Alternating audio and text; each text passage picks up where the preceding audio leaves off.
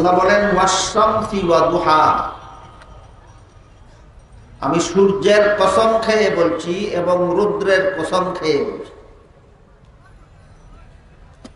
তারপরে বলেন ওয়াল কামারি ইদা তালাহা, চন্দ্রের কসম খেয়ে বলছি, চন্দ্র যখন সূর্য অস্ত যাওয়ার পর চন্দনী নিয়ে উদয় হয়, সেই চন্দনীর কসম খেয়ে বলছি। তারপরে বলেন ওয়ান নাহারি ইদা জাল্লাহা ওয়াল লাইলি ইদা ইয়াগশাহা,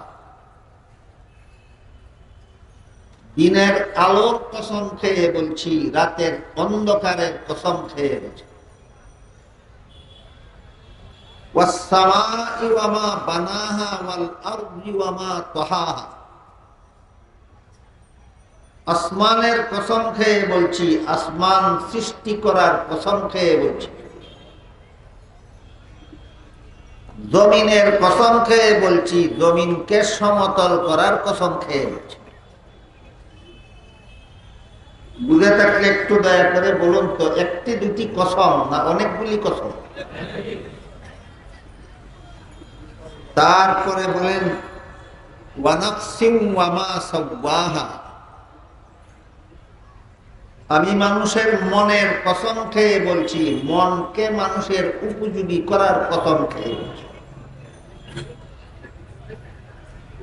তারপর এতগুলি কসম খেয়ে কোন কথাটি আল্লাহ বলেছেন, সেই কথাটি সহজে বোঝার জন্য মানুষের মনকে যে আল্লাহ মানুষের উপযোগী করার কসম খেয়েছেন, এই কথাটা একটু আরো খোলাসা ভাবে আমাদের বোঝা যাবে। আল্লাহ পাক রব্বুল আলামিনের সৃষ্ট জগতে তিন প্রকার প্রসিদ্ধ প্রাণী আছে। এর মধ্যে এক নম্বর হলো মানুষ, দুই নম্বর হলো ফিরিস্তা, তিন নম্বর হলো জীব জানোয়ার। এই তিন প্রকার প্রাণীর মধ্যেই প্রাণ আছে। যতক্ষণ পর্যন্ত তার দেহের ভিতরে প্রাণ থাকে ততক্ষণ সে জীবিত থাকে। দেহ থেকে যখন প্রাণ বের হয়ে যায় তখন সে মরে যায়। কত জাতি? তিন জাতি: মানুষ জাতি, ফিরিস্তা জাতি, জীবজন্তু জাতি।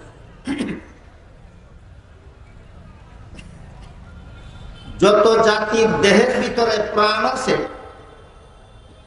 এই প্রত্যেক প্রাণীর আবার একটি করে মন আছে। প্রাণকে কোরআনের ভাষায় বলে রূহ, আর মনকে কোরআনের ভাষায় বলে নফস।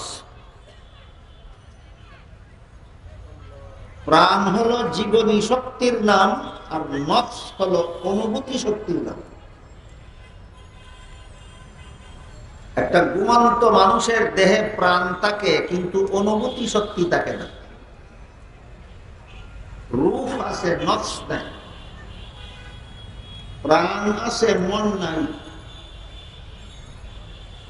হাসপাতালে অপারেশনের রোগীকে যখন অচেতন করা হয়, তখন আশা করি বুঝে থাকলে বলতে পারবেন তার দেহে কি তাকে কি নাই? প্রাণ আছে, মন নাই, রূহ আছে, নফস নাই।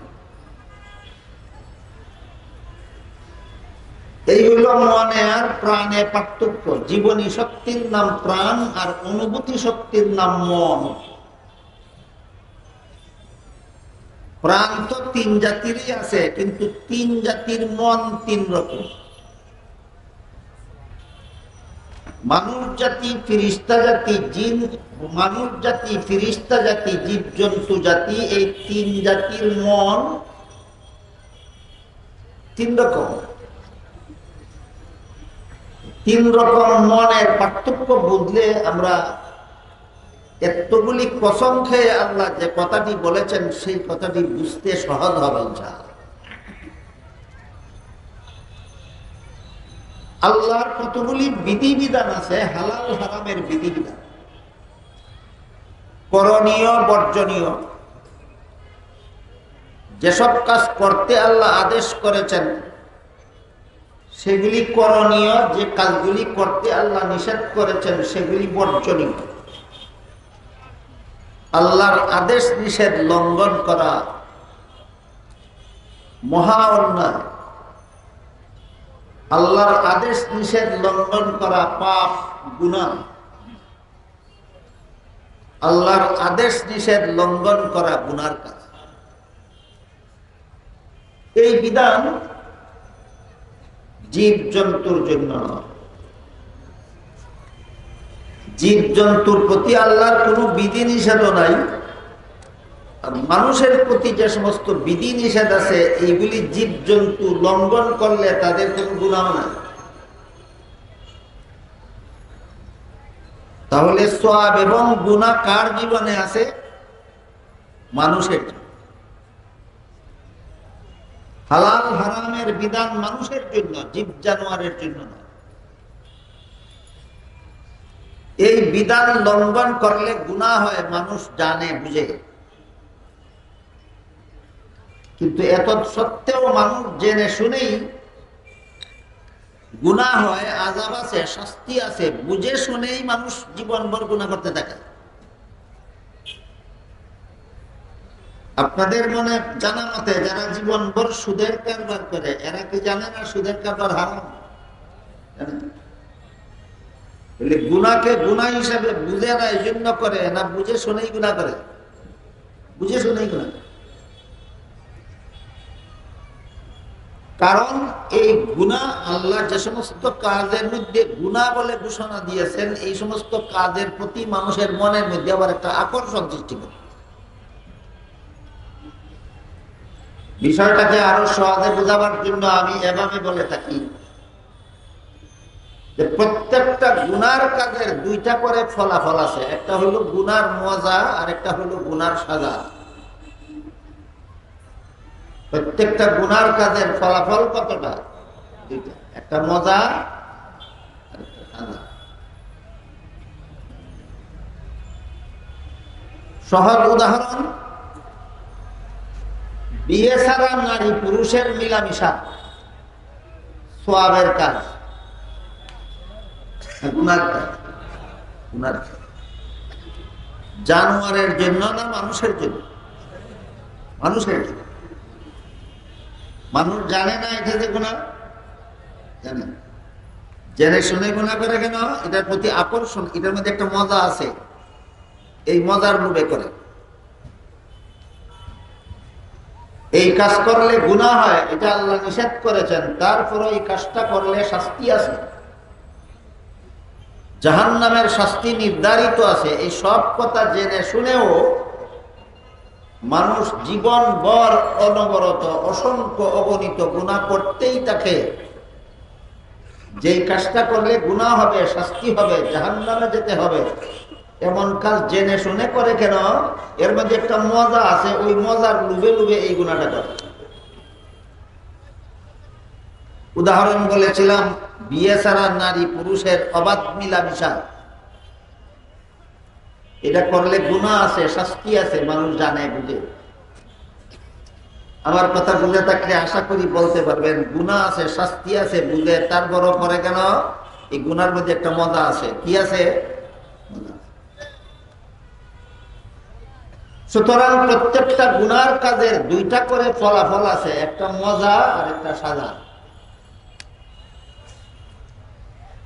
গুনার কাজের মজাটা জানোয়ারও বুঝে। বিয়ে ছাড়া নারী পুরুষের মিলনে কি মজা জানোয়ার, প্রত্যেকটা জানোয়ার বুঝে। এই জন্য জানোয়ারের মধ্যে নারী পুরুষের মিলন আছে, বিনা মজায় না মজা বুঝে? মজা বুঝে। কিন্তু গুনার কাজ করলে আল্লাহর দরবারে কি সাজা হবে, এই কথাটা কোন জানোয়ার তো বুঝেই না। জানোয়ারের মধ্যে এটা বুঝার যোগ্যতাই আল্লাহ দেবে। জানোয়ারেরা শুধু গুনার কাজ করলে কি মজা হবে সেটাই বুঝে, কি সাজা হবে বুঝে না। এই জন্য জানোয়ার গুনার কাজ করলেও আল্লাহর কাছে জানোয়ারের জাহান্নামের শাস্তি হবে। কোন জীব জানোয়ারকে আল্লাহ পরকালে জাহান্নামে যাওয়ার আদেশ করবেন। সে পরকাল বুঝে না, জাহান্নাম বুঝে না, সাজা বুঝে না, শুধু মজাটাই বুঝে। এর সম্পূর্ণ বিপরীত হলো ফিরিস্তা। ফিরিস্তারা গুনার কাজের কোন গুনাহ করলে কি সাজা হবে সেটা জানে, কিন্তু কোন মজার লোভে মানুষ গুনার কাজ করে মজাটা জানে না। যেমন ধরুন নারী পুরুষের অবাধ মিলামিশার উদাহরণ। এই গুনার কারণে কি সাজা হবে ফিরিস্তার জানা আছে, কিন্তু কোন মজার লোভে মানুষ এই গুনাহটা করে মজাটা ফিরিস্তারা বুঝে না। প্রতিটি গুনার কাজের দুইটা করে ফলাফল আছে, একটা মজা আর একটা সাজা। জানোয়ারের সাজা মজা বুঝে, সাজা বুঝে না, এই জন্য জানোয়ারের কোনো সাজা নাই। আর ফিরিস্তার সাজা বুঝে, মজা বুঝে না, এই জন্য ফিরিস্তা আজীবন গুনার থেকে বিরত থাকা সত্ত্বেও তার কোনো পুরস্কার নেই। জানোয়ার আজীবন গুনার কাজে লিপ্ত থাকা সত্ত্বেও তার জাহান্নামের শাস্তি নাই। আর ফিরিস্তা আজীবন গুনাহ থেকে মুক্ত থাকা সত্ত্বেও তার জাহান্নামের জীবন নাই, জান্নাতের জীবন নাই। তাইলে প্রতিটি গুনার কাজের যে দুইটা করে ফলাফল আছে, একটা মজা আর একটা সাজা, এই দুইটা ফলাফলের একটা বুঝে জানোয়ার আর একটা বুঝে ফিরিস্তা। মজাটা বুঝে জানোয়ার, সাজা বুঝে না, আর সাজাটা বুঝে ফিরিস্তা, মজাটা বুঝে না।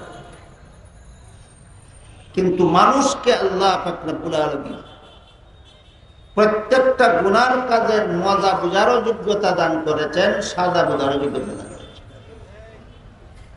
দেখুন তো, তিন জাতির মন তিন রকম, বিষয়টা বুঝে আসলো কিনা? জানোয়ারের মনকেই আল্লাহ এমন ভাবে সৃষ্টি করেছেন যেই মন শুধু গুনার কাজের মজাটা বুঝতে পারে, কি সাজা হবে তা বুঝার কোনো যোগ্যতাই নাই। আর ফিরিস্তার মনকে আল্লাহ এমন ভাবে সৃষ্টি করেছেন যারা গুনার কাজের সাজাটা তো বুঝে, কিন্তু কোন মজায় মানুষে গুনাহ করে এই মজা বুঝার যোগ্যতাই নাই। পক্ষান্তরে মানুষ জাতির মধ্যে আল্লাহ পাক রব্বুল আলামিন প্রতিটি গুনার মজা বুঝারও যোগ্যতা দান করেছেন, প্রতিটি গুনার সাজা বুঝারও যোগ্যতা দান করেছেন। এবার আয়াতের একটু মর্ম বোঝা পরিষ্কার হবে। আল্লাহ বলেন,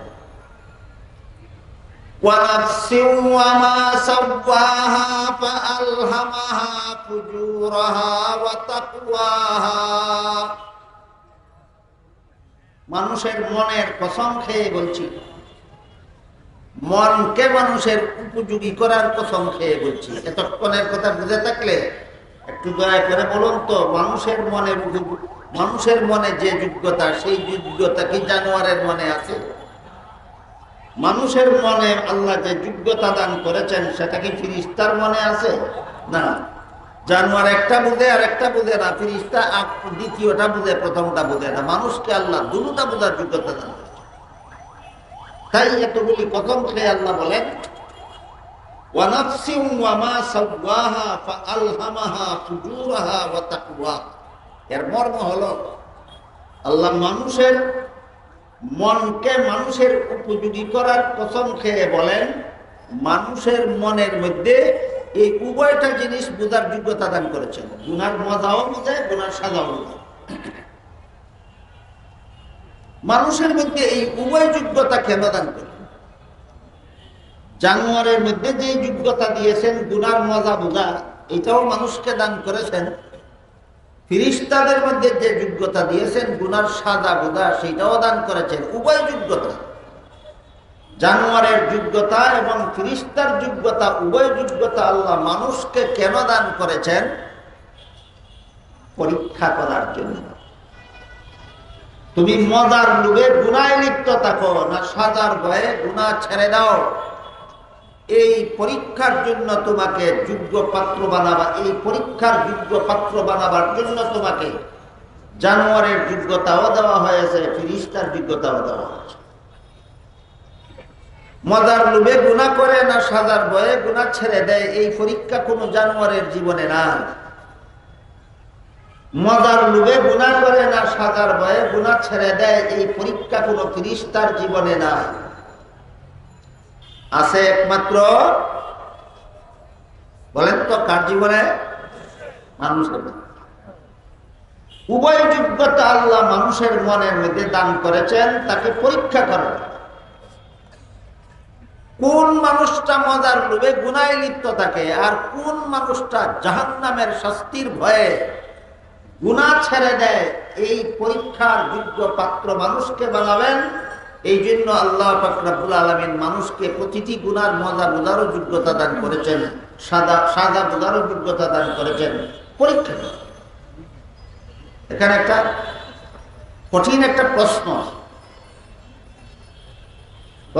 প্রশ্নটা যত কঠিন জবাবটা তার চেয়ে আরো বেশি গুরুত্বপূর্ণ।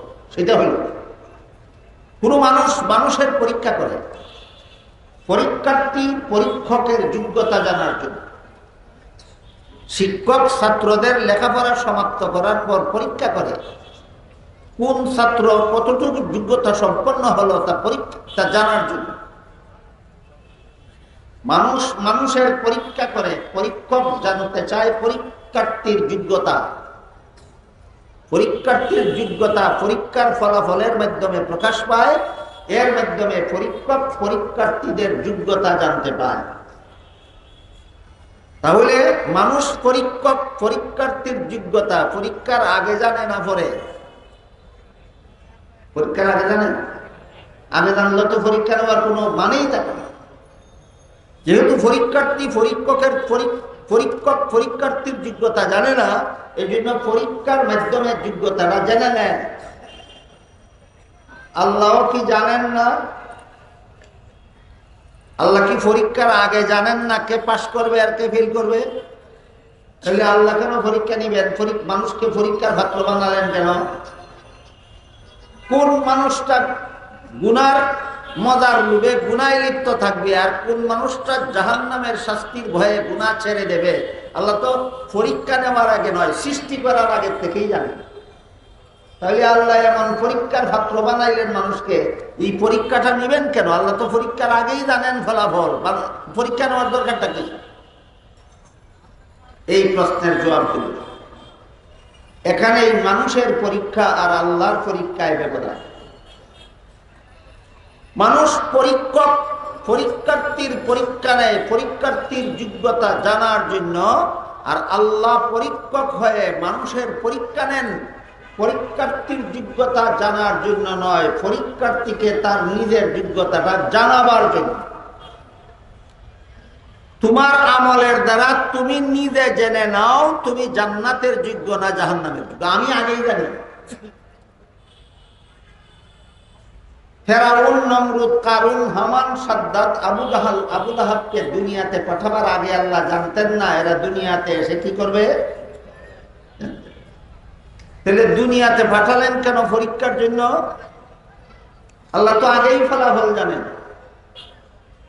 আল্লাহর অগ্রিম জানা ফলাফল অনুপাতে যদি এইগুলিকে সৃষ্টি করে দুনিয়াতে পাঠাবার আগেই জাহান্নামে দিয়ে দিতেন, এরা আল্লাহর কাছে জানতে চাইতো কোন অপরাধে আমাদেরকে জাহান্নামে দিল। আল্লাহ যদি তখন বলতেন যে আমি আলেমুল গায়ব, আমি অতীত বর্তমান ভবিষ্যৎ সব জানি, হে আবু জেহেল তোরে বানাইয়া পরীক্ষার জন্য দুনিয়াতে পাঠাইলে তুই ফেল করবে, আমি আল্লাহর জানা আছে, এই জন্য পরীক্ষা নিয়ে আর সময় নষ্ট করলাম না, আমার অগ্রিম ফলাফল তোরে দিয়া দিলাম। আবু জেহেল মানতে রাজি হইত? কিছুতেই রাজি। কাজেই আসামিরা জাহান্নামের শাস্তির যোগ্য, আসামিরা জাহান্নামে যাওয়ার সময় যেন এই কথাটা বলতে না পারে যে আমি তো বুঝলাম না কোন অপরাধে আমি জাহান্নামে গেলাম।